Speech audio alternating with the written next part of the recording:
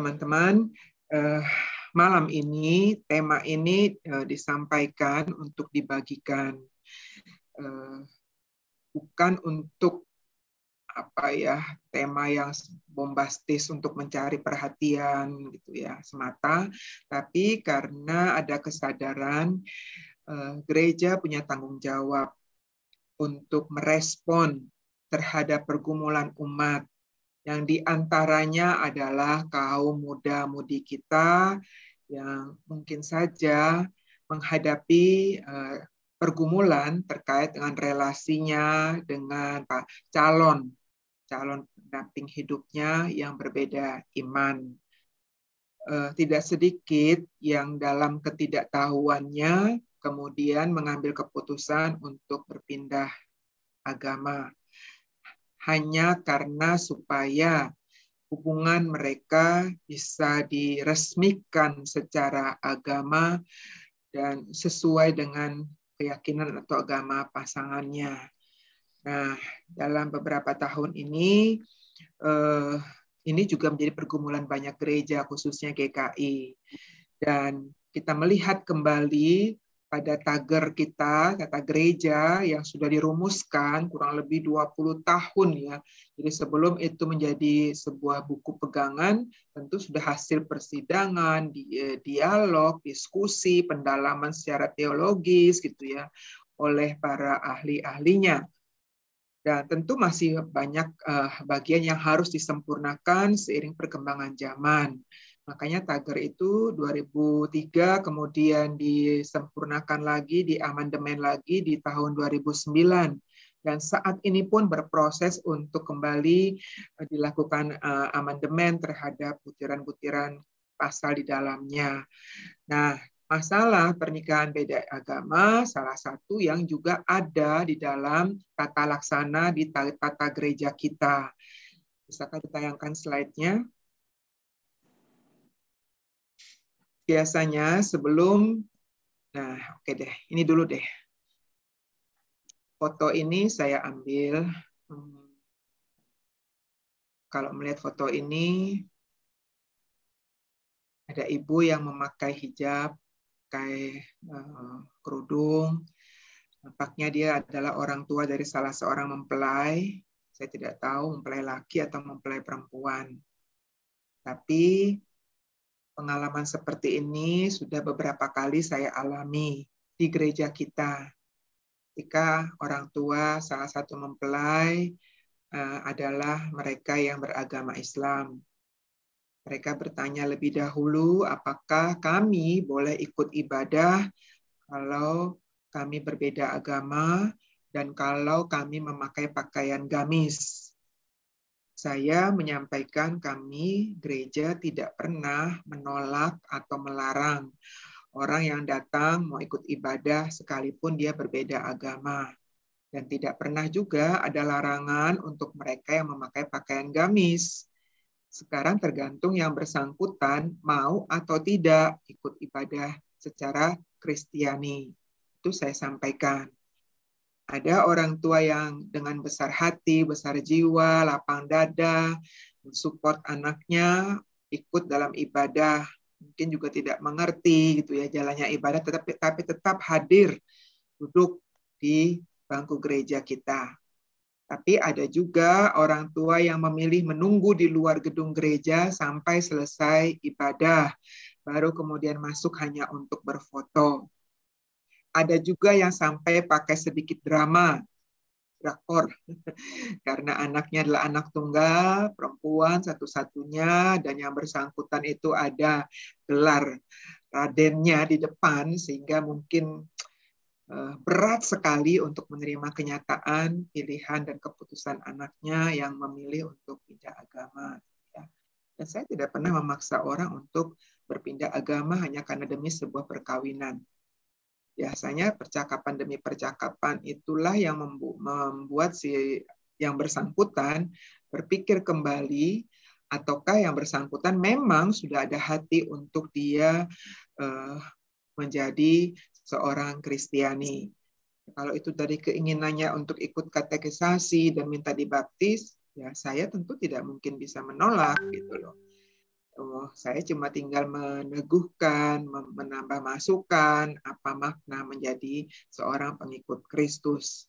Apa ajaran-ajaran apa dan bagaimana ajaran-ajaran Kristen itu.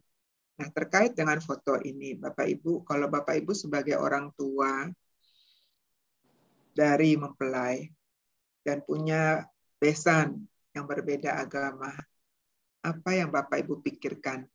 Apa yang Bapak Ibu rasakan?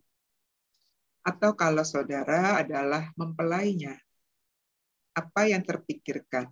Apa yang Bapak Ibu rasakan dan saudara rasakan? Kalau di posisi seperti foto ini. Ada yang mau menyampaikan pendapatnya, pikirannya? Silakan, angkat tangan mungkin.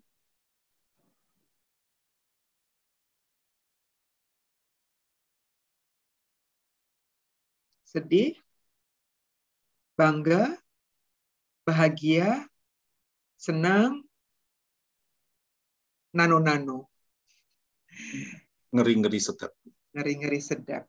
Ya, ada yang mungkin sedih karena memang beberapa kali sedih, tapi walaupun sedih pun banyak juga yang terharu dan sedih kan, gitu ya.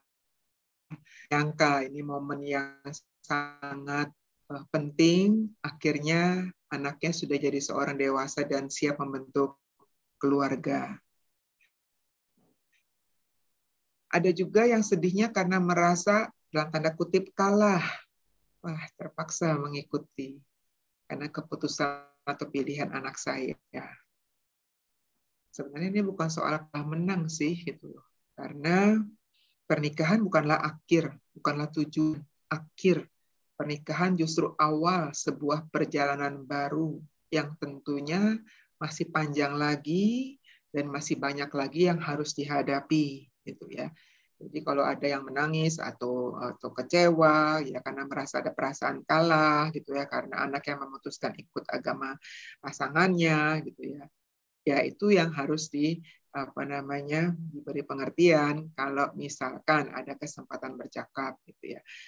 Tapi sebisanya saya juga bercakap pada si calon mempelai supaya juga bisa menghiburkan pada orang tuanya yang mungkin saja masih belum bisa menerima kenyataan atas keputusan yang diambil oleh anak-anaknya. Tapi ini adalah realitas gitu. Jadi gereja kita GKI memang memungkinkan untuk menerima permohonan pemberkatan nikah beda agama atau beda iman atau pernikahan ekumenis dengan Katolik. Kalau dengan Katolik itu kita juga sudah pernah melakukannya beberapa kali ya. Di gereja kita pernah pastor yang datang mengikuti tata ibadah GKI ataukah saya sebagai pendeta yang diminta datang ke gereja Katolik ya dan turut bersama bersama pastor untuk melakukan pemberkatan nikah. Biasanya pastor-pastor itu menyerahkan bagian khotbahnya ke saya, pendeta ya. Pendeta aja yang biasanya pinter khotbah. Mereka yang kemudian melakukan pemberkatan untuk cincin dan kemudian bersama-sama kami melakukan pemberkatan secara ekumenis untuk pasangan.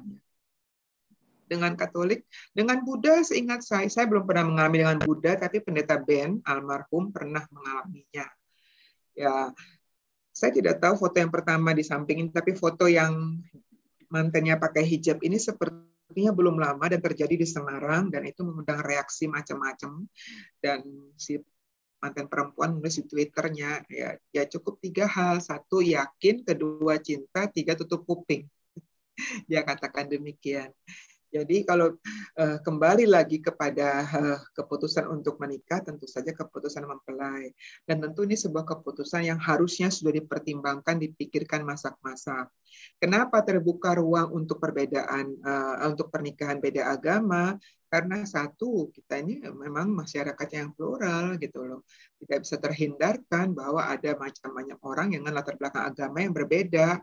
Sehingga sangat mungkin terjalin relasi cinta kasih di antara kaum muda kita dengan mereka yang berbeda agama. Seperti itu. Namun masalahnya memang ketika walaupun dikatakan agama itu adalah masalah privat, tapi di negara kita dalam praktek di lapangannya ternyata negara banyak sekali membuat peraturan-peraturan yang justru semakin mempersulit, membatasi dan menjadi pergumulan bagi pasangan yang mau menikah dengan latar belakang agama yang berbeda.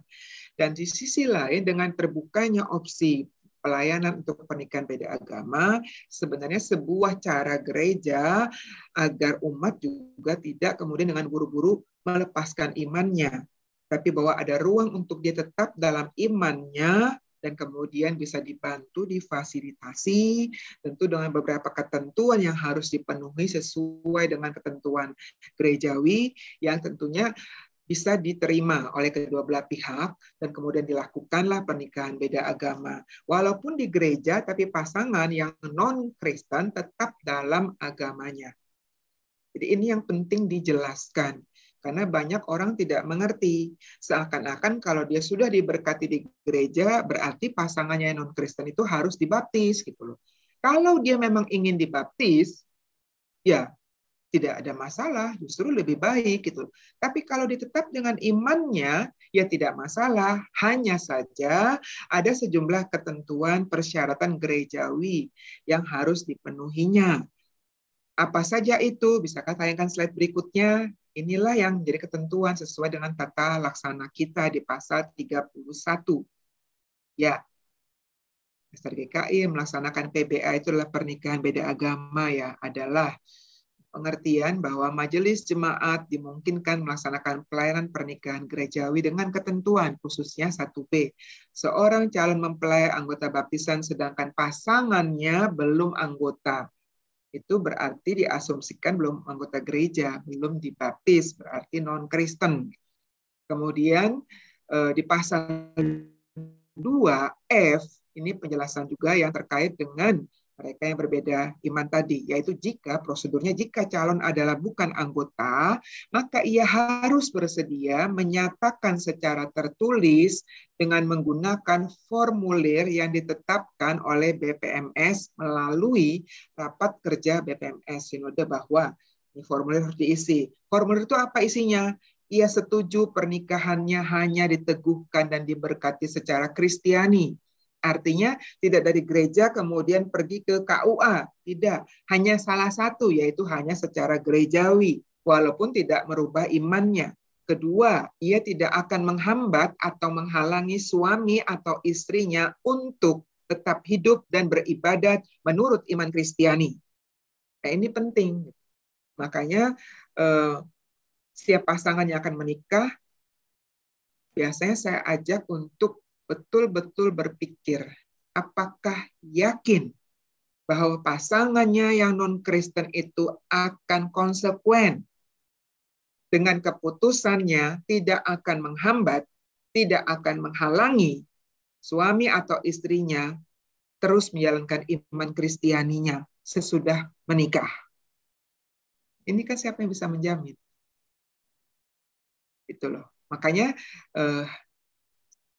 bukan cuma sekedar syarat untuk bisa menikah, tapi justru hal ini harusnya menjadi sebuah perenungan, pertimbangan yang matang oleh orang yang akan menikah dengan pasangan yang beda agama.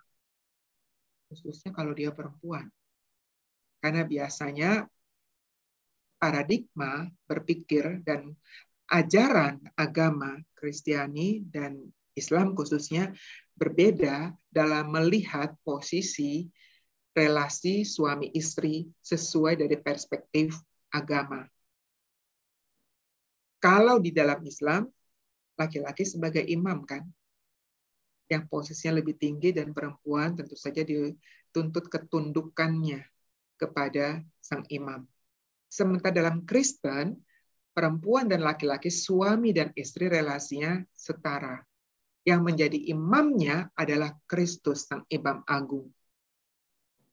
Relasi kesetaraan inilah yang memungkinkan adanya keadilan, di mana keduanya saling mengerti, saling menghargai, saling menerima dan mengakui, dan saling mendukung.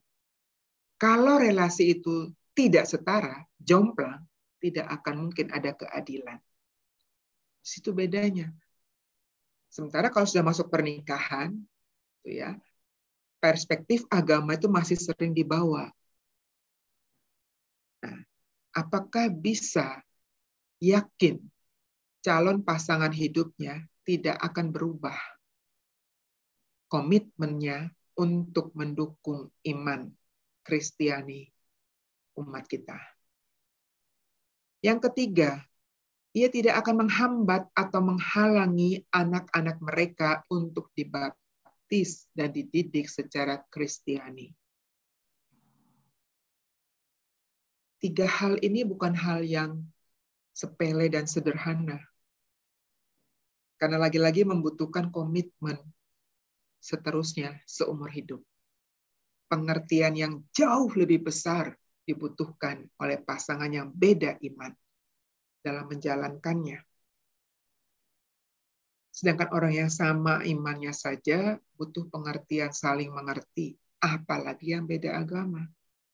Harus ada hati seluas samudra untuk mengikhlaskan, oh ya nggak apa-apa, anak-anak dididik secara Kristiani, anak-anak dibaptis, karena itu baik untuk pemahaman, untuk spiritualitasnya, untuk pendidikan rohaninya.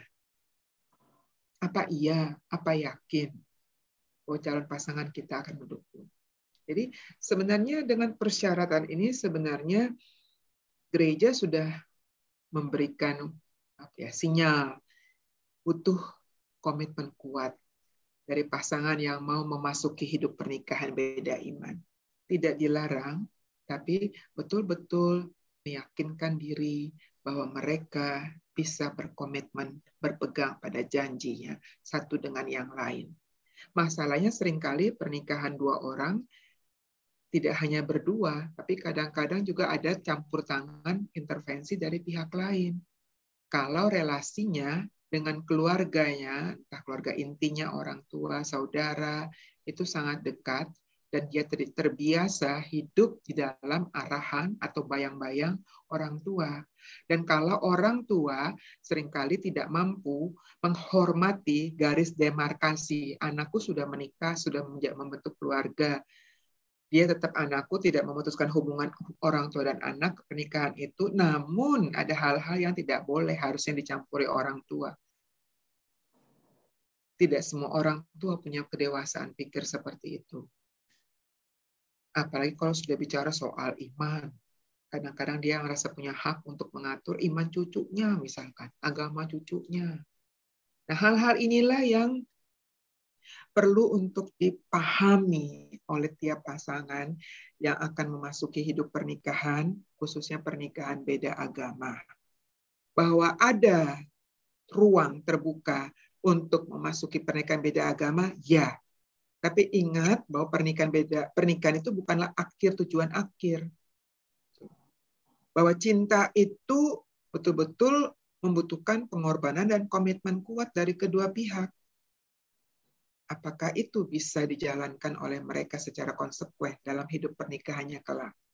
Kalau memang bisa, tidak masalah.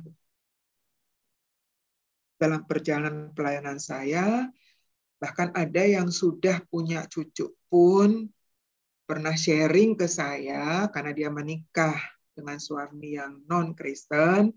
Pengertian ada, tapi dalam tanda kutip dia pelayanan, dia ke gereja, oke. Tapi lama sekali untuk bisa mendapatkan izin bersedia rumahnya jadi tempat ibadah sektor. Sulit sekali sampai si istri harus mencari jalan dan sembunyi-sembunyi menyiasati bagaimana membawa anaknya sekolah ke sekolah Kristen. Dengan segala macam alasan. Karena si suami maunya disekolahkan sesuai dengan agama suami. Wah, tidak mudah. Sampai sekarang kerinduannya adalah bagaimana supaya si suami bisa terima Kristus. Dan sampai akhir hidup si suami itu tidak terwujud. Tapi masih bersyukur dia mengatakan, untunglah anakku mau mengikuti imanku. Bapak Ibu, pergumulan seumur hidup itu seorang jemaat kita yang men-sharingkan pengalamannya. walaupun masuk pernikahan dengan dasar cinta, background pendidikan tinggi, bukanlah jaminan bahwa kemudian mudah menjalankannya. Ini soal tata laksana tager yang memang sudah dirumuskan. Artinya GKI melihat bahwa ini penting, ini memang sebuah kebutuhan. Jadi bayangkan tager di 2003 diluncurkannya. Itu sudah ada celah ini, ruang ini, Bapak Ibu. Dan memang sekarang semakin ke sini kan semakin banyak pertanyaan dari jemaat mengenai pernikahan beda agama. Karena pada dasarnya banyak jemaat itu yang tidak ingin berpindah iman. Tapi kalau mereka tidak mengerti akan hal ini, akhirnya keputusan itu mereka ambil. Apalagi bila tidak berkonsultasi lebih dahulu kepada pihak gereja. Oke, lanjut slide-nya.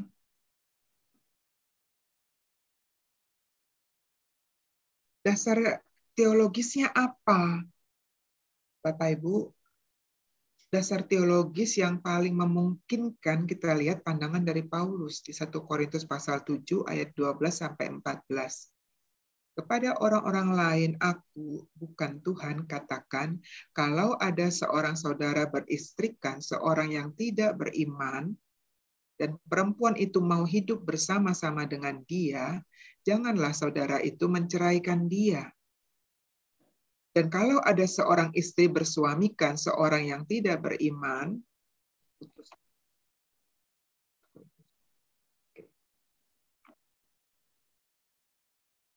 dan laki-laki itu mau hidup bersama-sama dengan dia, janganlah ia menceraikan laki-laki itu.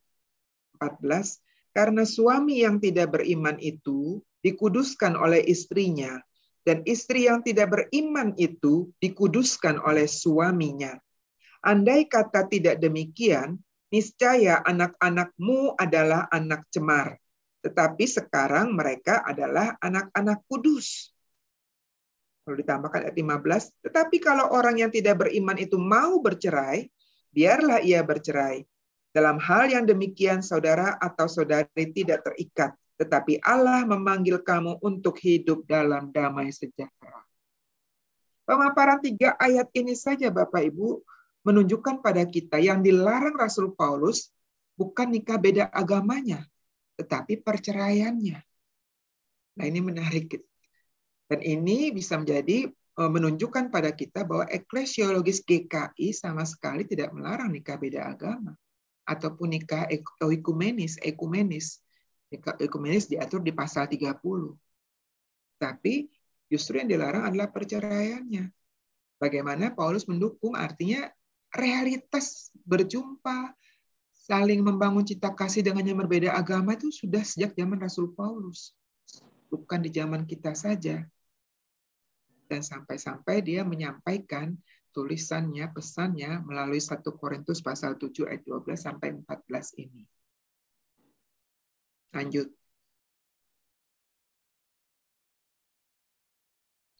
Slide berikutnya.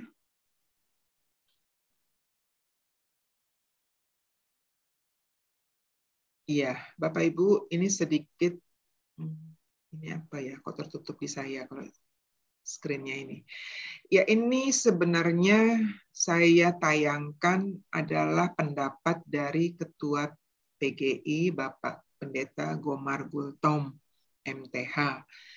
Ketika saya diminta hadir di Pengadilan Negeri di Jalan Arjuno itu mendampingi PGIW yang menjadi tergugat 4 oleh kasus pernikahan beda agama di Surabaya, rasanya tahun ini ya, yang disahkan oleh seorang hakim di pengadilan negeri. Lalu muncul gugatan dan PGI menjadi tergugat 4, gitu loh. Nah, saya waktu itu diutus oleh PGIW hadirlah mendampingi proses ini mewakili PGIS. Dalam ketidakmengertian saya waktu itu karena undangan dari pengadilan hanya mengatakan pokoknya hadir jam sekian, tanggal sekian, hari sekian. Saya nggak ngerti masalah apa gitu. Baru kemudian masih menunggu panggilan dan masih menunggu rekan saya dari PGIW, saya bertanya ke teman yang di PGI, yang humas. Dan barulah dapat penjelasan, oh ini surat panggilan terkait perkara ini.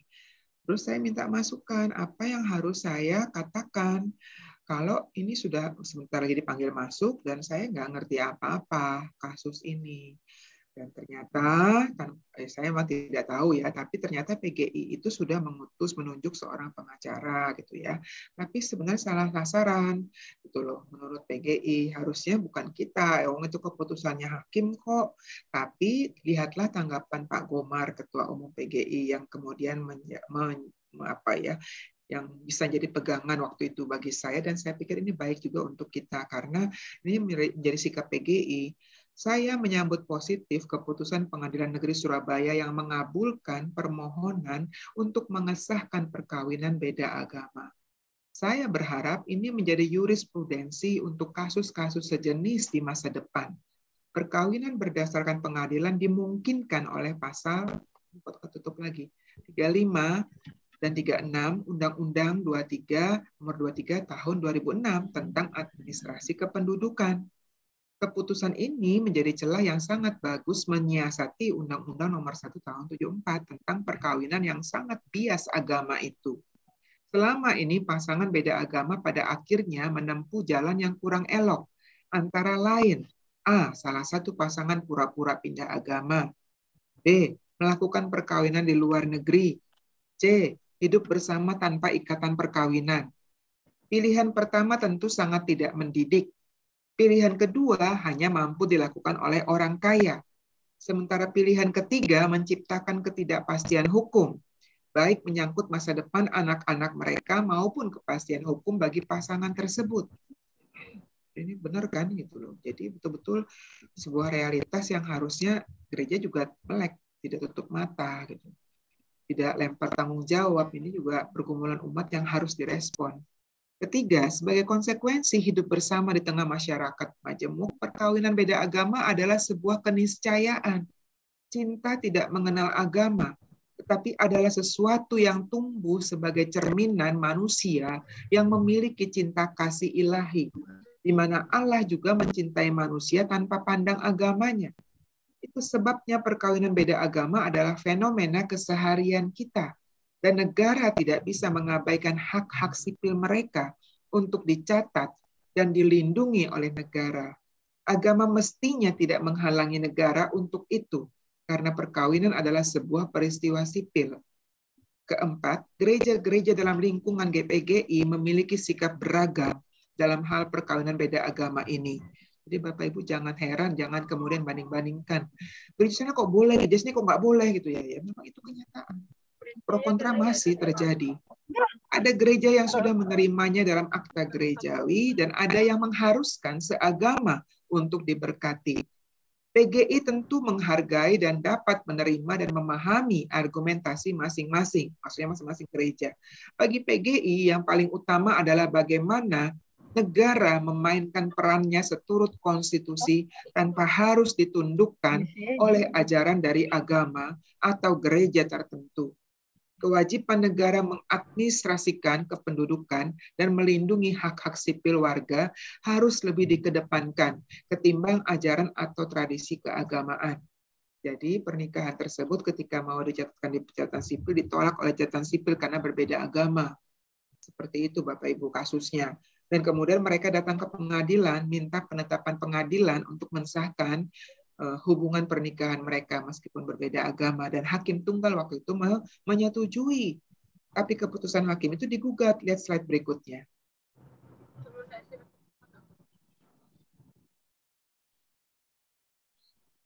Bisa lihat. Ya, Pengadilan Negeri Surabaya digugat usai pernikahan beda agama. Minta tergugat untuk membatalkan pernikahan beda agama dan menyatakan tindakan itu sebagai perbuatan melawan hukum. Tapi kemudian lihatlah permohonan ini itu juga ada responnya. Jadi Hakim PN Surabaya menyatakan perbedaan agama tidak dapat dijadikan apa sih penjelasannya kenapa hakim menyetujui? Tidak dapat dijadikan larangan untuk melangsungkan pernikahan dan membangun rumah tangga. Slide berikutnya, ini memang dokumentasi dari Tirto ya, yang cukup lengkap saya kutip, saya masukkan di sini. Bapak Ibu bisa lihat gitu ya, ini ditolak ya oleh Dispenduk ya, Catatan Sipil ya, permohonan pernikahan beda agama oleh sepasang ya berbeda agama. Terus kemudian pengadilan hakim memerintahkan kepada pejabat kantor Dinas Kependudukan dan Catatan Sipil Kodia Surabaya melakukan pencatetan gitu untuk perkawinan beda agama para pemohon tersebut dalam register pencatatan agama, dan itu dimasukkan ya. Diputuskan oleh Hakim Tunggal Imam Supriyadi tahun ini, tahun 2022. Lanjut. April 2002.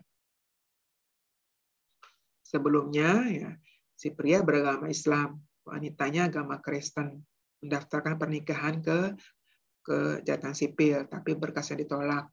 Keduanya kemudian mengajukan permohonan pernikahan beda agama ke PN Surabaya 13 April lalu. Nah, lalu hakim menyatakan bahwa perbedaan agama tidak dapat dijadikan larangan untuk melangsungkan pernikahan seperti diatur oleh pasal 8 huruf F Undang-Undang Perkawinan dan merujuk pada pasal 35 huruf A Undang-Undang Nomor 23 tahun 2006. Lanjut. Selain itu, menurut hakim, warga memiliki hak untuk mempertahankan keyakinan agamanya ketika ingin membangun rumah tangga dengan orang lain yang berbeda agama. Hal itu diatur dalam pasal 29 Undang-Undang 45 tentang kebebasan memeluk keyakinan terhadap Tuhan Yang Maha Esa. Oke, ini penjelasan dari sisi hukum, aspek hukumnya ya. Nah, tanggapan saya bagaimanapun sebagai pendeta, pendekat dari pengalaman pelayanan saya menghadapi berjumpa dengan jemaat yang bergumul dengan masalah ini. Saya melihat pendekatan dan percakapan pastoral penting dan perlu sekali dalam merespon rencana seseorang yang mau memasuki pernikahan beda agama atau beda iman. Mengapa demikian? Ini sebuah keputusan besar. Jadi mendampingi dan membimbing mereka yang mungkin belum terpikirkan atau belum bisa membayangkan resiko dan konsekuensi yang akan dihadapi dalam hidup pernikahan beda agama. Jadi bukan semata sudah sah secara hukum. Bukan hanya itu. Yang jauh lebih sulit adalah bagaimana merealisasikan ya janji-janji sebelumnya. Janji-janji untuk saling mengerti, saling mendukung ya dalam pernikahan beda agama. Itu loh siapa yang bisa menjamin. Siapkah ketika pasangannya kelak berubah? Dan ini juga pengalaman yang sudah saya lihat sendiri. Ada keluarga saya yang mengalami hal itu. Perubahan mulai terjadi setelah sekian bulan menikah. Ketika intervensi orang tua memaksakan pasangannya yang Kristen harus misalkan merubah cara berbusana. Mulai dilarang untuk ibadahnya. Kalau beribadah, mulailah mereka tunjukkan muka yang tidak senang. Dan lama-lama karena terus aja dengan agamanya, bahkan Natalan, wah, mulailah mereka menunjukkan kebencian. Jadi pelan-pelan semakin meningkat gitu loh. Dan relasi mereka suami istri semakin buruk. Sampai akhirnya kemudian ya si istri tidak lagi diperlakukan sebagai istri, tidak dihargai keberadaannya, tidak diberikan nafkah dan seterusnya.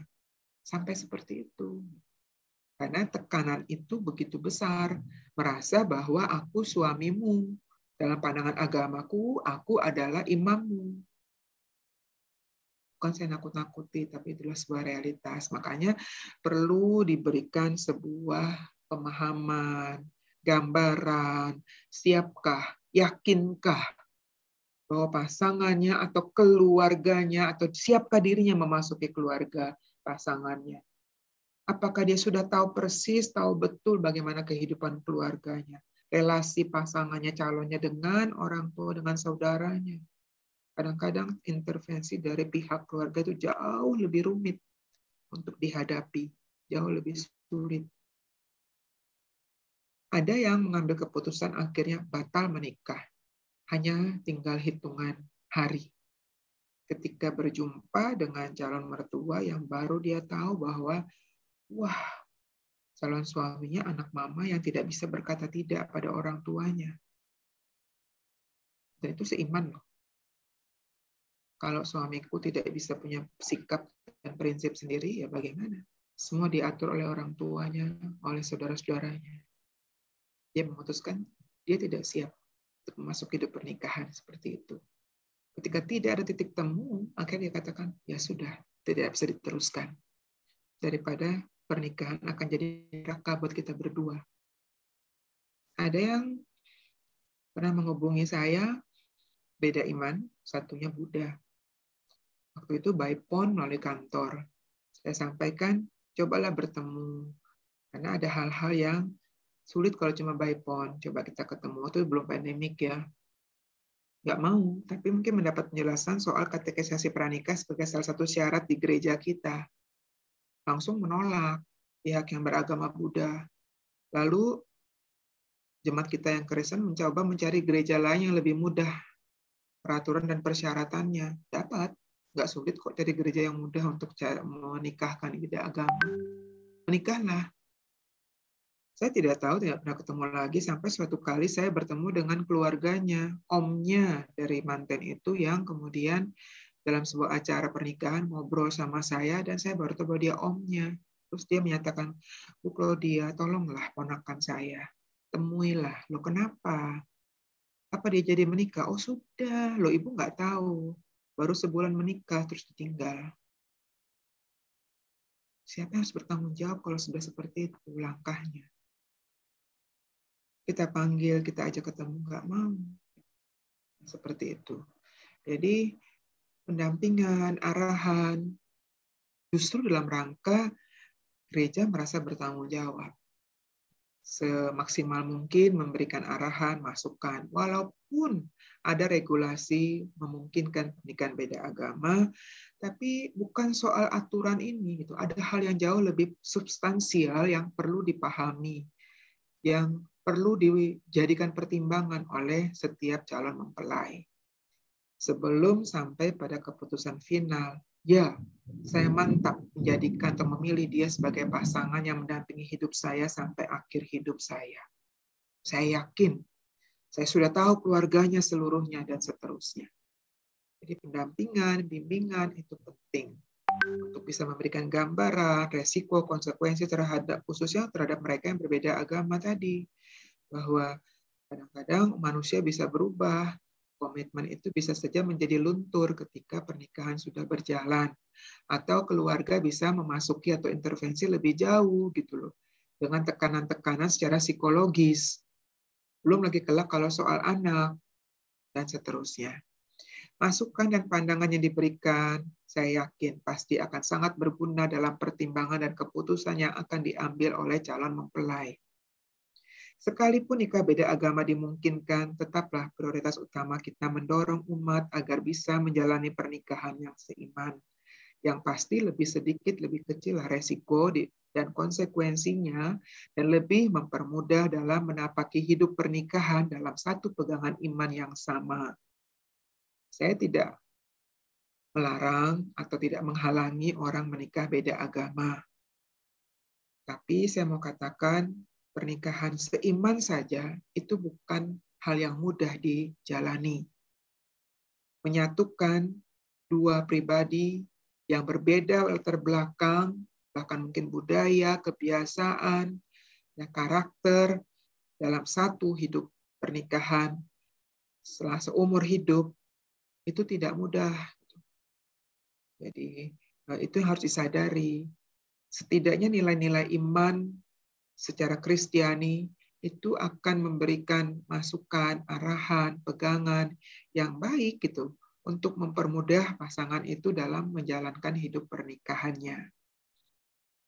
Saling mengingatkan, saling mendoakan, dan seterusnya. Terus mengajak umat menggumulkan rencananya dalam terang kehendak Allah. Sebab keputusan yang diambil adalah sebuah keputusan besar yang berdampak besar bagi kehidupannya. Mintalah Allah hadir sebagai pihak ketiga. Sungguhkah dia adalah orang yang tepat, yang Tuhan sediakan untuk mendampingi hidup saya sampai akhir, ataukah bukan? Kalaupun saat ini sudah terjalin relasi cinta kasih dengan orang yang berbeda agama, sudah banyak kecocokannya, tidak ada salahnya kita minta tuntunan Tuhan. Kadang apa yang kita pikirkan manusia tidak seperti yang Allah lihat, Allah rancang untuk kita. Dan kita meyakini dalam iman rancangan Allah jauh lebih baik tentunya yang Allah sediakan buat kita. Minta Tuhan memberi petunjuk, memberi sinyal, memberi kita kepekaan. Sungguhkah Dia orang yang tepat, yang akan mendampingi hidup saya sampai akhir? Mampukah kami menjalani pernikahan beda iman ini? Dan membangun kehidupan rumah tangga selamanya sampai akhir. Dan tidak menjadikan hidup kami kehidupan yang penuh dengan warna, sedih, dan penderitaan. Tapi menikah adalah sebagai tujuan untuk saling membahagiakan dan menghadirkan kehendak Allah. Dalam perspektif iman Kristen, sebenarnya pernikahan adalah kita sedang menghadirkan kehendak Allah. Bisakah itu dilakukan? Saya kira jawabannya ya tentu saja dijawab dalam realitas. Itu dari saya dalam pemaparan saya. Ada slide berikutnya, tapi berikutnya itu hanya sekedar lampiran. Bagaimana keputusan Mahkamah Konstitusi ketika pasal-pasal soal pernikahan yang seagama itu digugat gitu ya. Dan ini poin ada 160 sekian halaman, banyak sekali. Dan menariknya ini ada sikap PGI, ini juga diingatkan oleh Pendeta Gumar Gultom, boleh silakan dibaca ya, sikap PGI seperti ini. Terus ada lagi halaman 150 sekian itu adalah keputusan yang berbeda dari Hakim Konstitusi, Hakim Maria Farida.